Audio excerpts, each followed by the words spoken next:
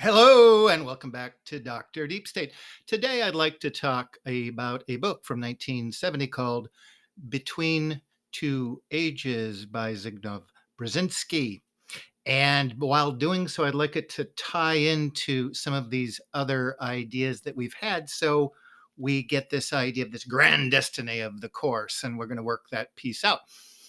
Before I continue, I would like to give a thanks to Charles Patterson and thank him for his comments and his contribution to the development of our course thus far. So, I've titled some of these things the lunatics and their ideas that started back from the lunar society that launched evolution and so forth. Of course, these ideas are much older and much broader than that. And as I develop the next phase of ideas, I'm going to take a step back in time and go over one grand idea that works its way throughout human history and into, according to the deep state oligarchs, their final eschatology. And that idea is alchemy. But let's just begin here with the introduction to this work. Now, when I'm talking about Brzezinski, I'm going to be moving around the book, and I don't know if there's kind of a coherent idea, but what I want to do is connect him to some of the lunatics and their idea, and we're going to start to maybe see an unfolding of this grander scheme that the our oligarchical elites have in mind. So let me begin here on page 65. This is Between Two Ages. Brzezinski writes, man has always sought to crystallize some organizing principle that would, by creating order out of chaos, relate him to the universe and help define his place in it. And I don't want to beat this up right now, but that's a very alchemical idea. Of course, the oligarchical tradition about making history happen and unfold in the manner that they're choosing is about making order out of chaos. But I think it's couched in an even deeper esoteric idea of alchemy. And when we see this idea of how man shapes the world, usually through his gnosis, he redefines not only his place in the world, but the world itself. And this is kind of what we would call the great work that we're chasing down and trying to make sense of it. So as we get to the portion where we're watching the daily news, we can see if it fits into the pattern of the course that we've discussed thus far.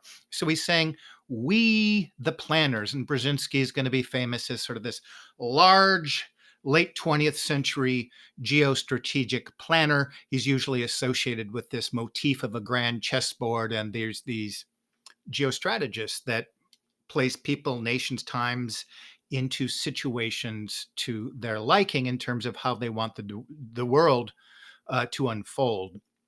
So he's one of these, if you want to call it, high-minded thinkers.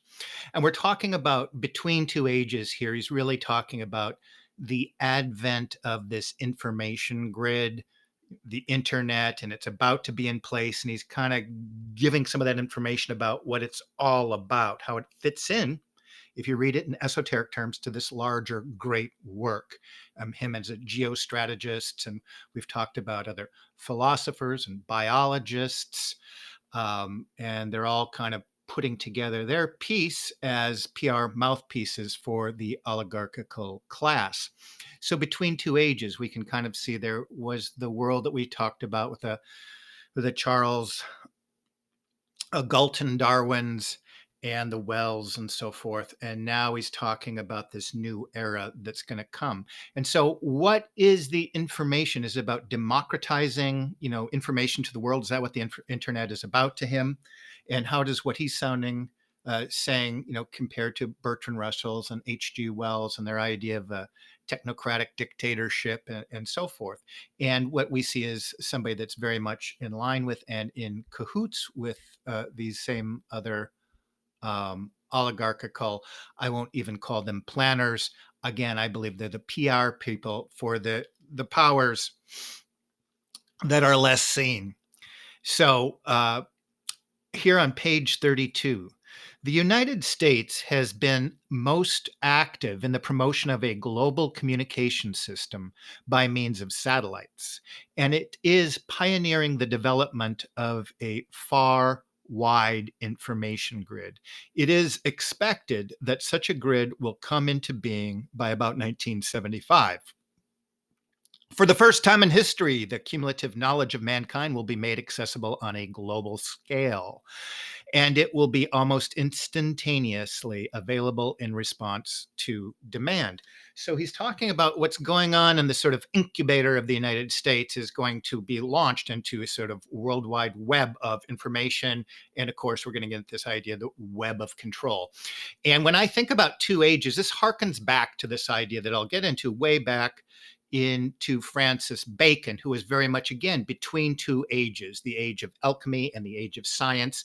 And he's kind of creating this idea of this new organum or the new Atlantis, which of course is America, again, as this incubator. So he's standing in between two ages, sort of regarbing up this ancient alchemical agenda. That's Francis Bacon. And of course, whether he's an individual or a committee, he's connected from everything real or perceived to the King James Bible, to writing Shakespeare.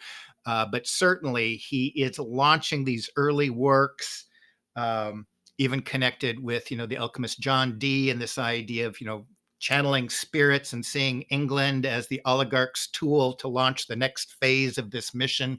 So a lot of the themes here in Brzezinski are going to herald back to that last launching pad, I believe, of Francis Bacon, putting the new organum or the new Atlantis in America. And what was kind of tinkered with in an alchemical fashion here in America would sort of be the prototypical launching of this web.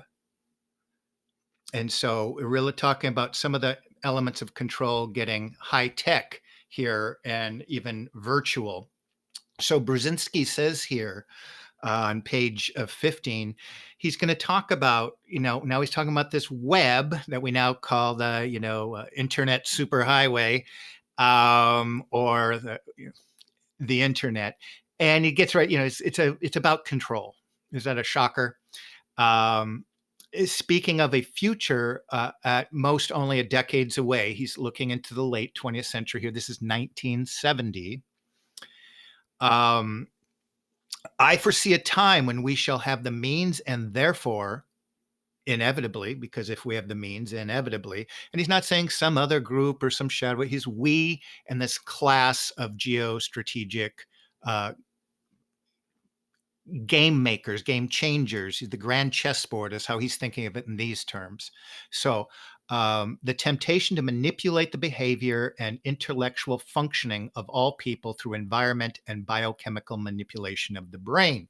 So we took this at one point all the way back to the behavioral movement out of Leipzig, Germany, and Wundt, and all the, Pavlov went in this way, and with Skinner and so forth. They would sort of try to take the soul of man out of him and be able to, with all the tools, tinker with man and make him a putty in the hands of the oligarchical elite, whether through their education system or through their media. And we've discussed both of those. So the tools are in place. And now Brzezinski is talking about taking it from another level besides media manipulation, besides working through religious institutions and the educational institutions, that we're talking about a real different level of wizardry here. And so again, we think of that, famous quote that any highly advanced technology is indistinguishable from magic. And that's where he's kind of dealing with this alchemical theme right now. Um, so Brzezinski, page 253, I've hopped to the back here, connecting a few things to see if we can thread some ideas together again.